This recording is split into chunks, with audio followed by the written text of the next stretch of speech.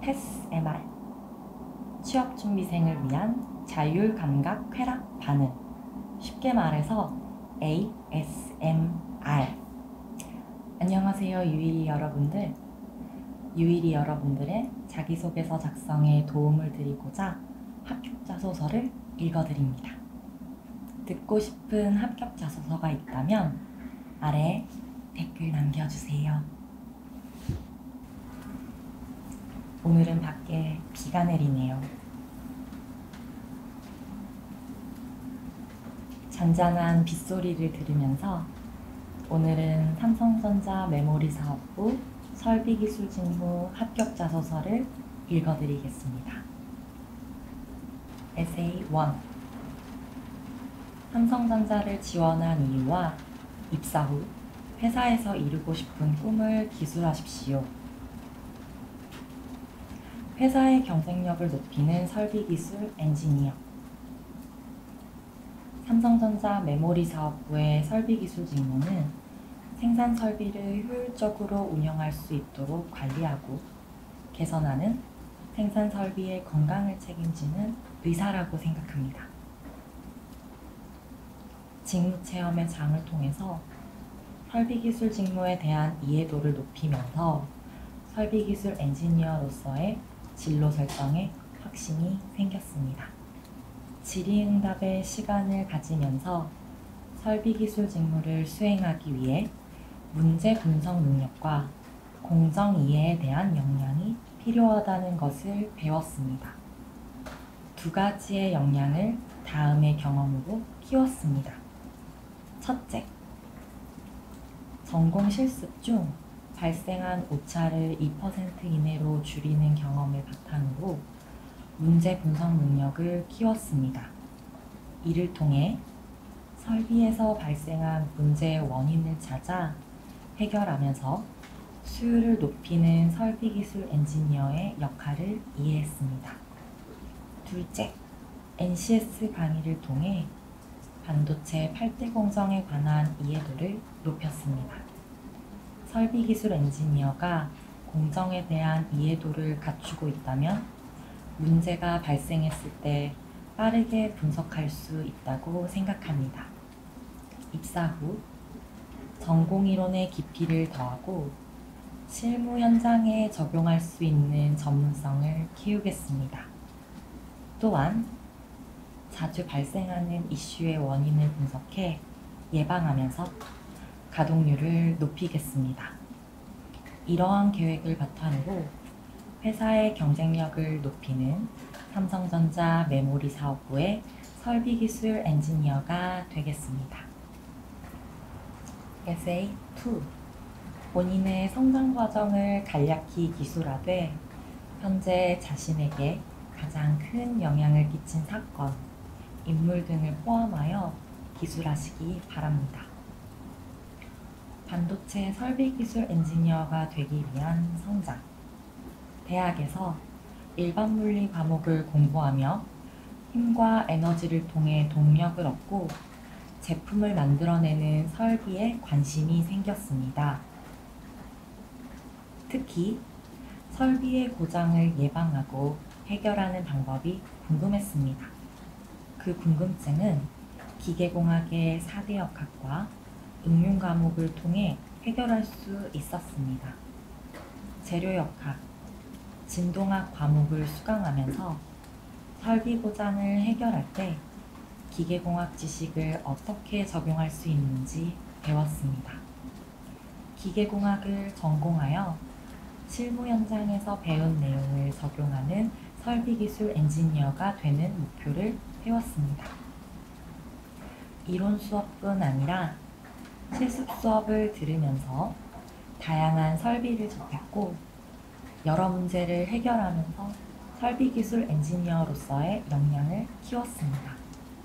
강의를 들으면서 여러 산업의 설비기술 엔지니어, 그 중에서도 반도체 설비기술 엔지니어 직무에 대해 배웠습니다. 기계공학 전공 지식을 바탕으로 반도체 설비를 관리하고 예방하는 업무에 대해 익혔습니다. 정밀한 제어가 필요한 반도체 산업에서 기계공학 전공 지식은 진동과 보의 처짐을 줄여 수율을 높이는 데 이바지할 수 있음을 배웠고, 설비기술 엔지니어에 한 발짝 다가가고 있습니다. 에세이 3. 최근 사회 이슈 중 중요하다고 생각되는 한 가지를 선택하고 이에 관한 자신의 견해를 기술해 주시기 바랍니다. 미래를 이끌 이동통신 5G. 차세대 이동통신 기술로 5G가 채택되었습니다. 5G는 1GB의 영화 한 편을 10초에 다운로드할 수 있을 만큼 매우 속도가 빠르므로 모바일에 국한되지 않고 데이터 사용이 많은 사물인터넷과 자율주행차 분야에도 쓰일 수 있다고 생각합니다. 5G가 상용화된다면 여러 대의 디바이스를 동시에 접속이 가능한 사물인터넷이 가능해지므로 더욱 진화된 IoT 서비스가 등장할 것입니다. 자율주행차의 경우 차량끼리 통신을 하여 주행을 하는데, 이때 자율주행차는 하루에 평균 4TB의 데이터를 송수신할 것으로 예상합니다. 이렇게 많은 양의 데이터를 실시간으로 주고받기 위해서는 5G가 필수로 필요하고 5G 기반의 V2X 통신을 사용할 것으로 예상합니다.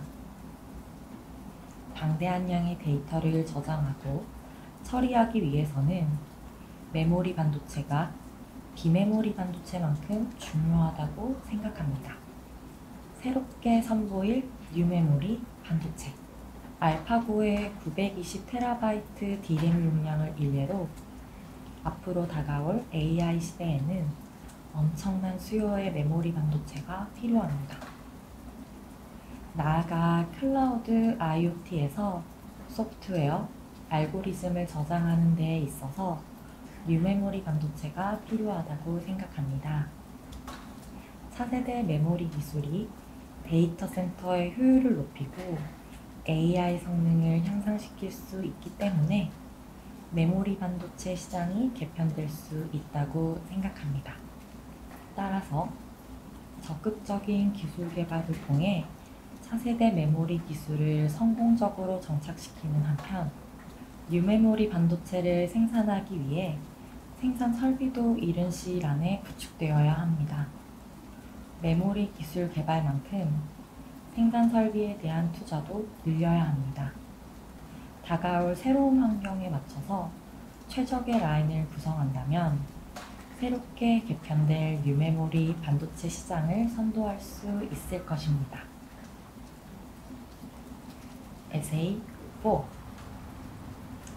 지원한 직무 관련 본인이 갖고 있는 전문 지식과 경험을 작성하고 이를 바탕으로 본인이 지원한 직무에 적합한 사유를 구체적으로 서술해 주시기 바랍니다. 설비기술 엔지니어는 생산 설비가 효율적으로 운영될 수 있도록 관리하고 문제가 발생하면 원인을 분석해 해결하는 역할을 합니다. 이러한 설비기술 직무를 수행하기 위해 공정이해와 문제 분석 능력을 키웠습니다. 공정이해 역량을 갖춘 설비기술 엔지니어. 직무 체험의 장에서 설비기술 엔지니어가 갖춰야 할 역량 중 공정이해도 필요하다고 배웠습니다. NCS 기반의 강의를 통해 반도체 8대 공정에 대해 이해했습니다.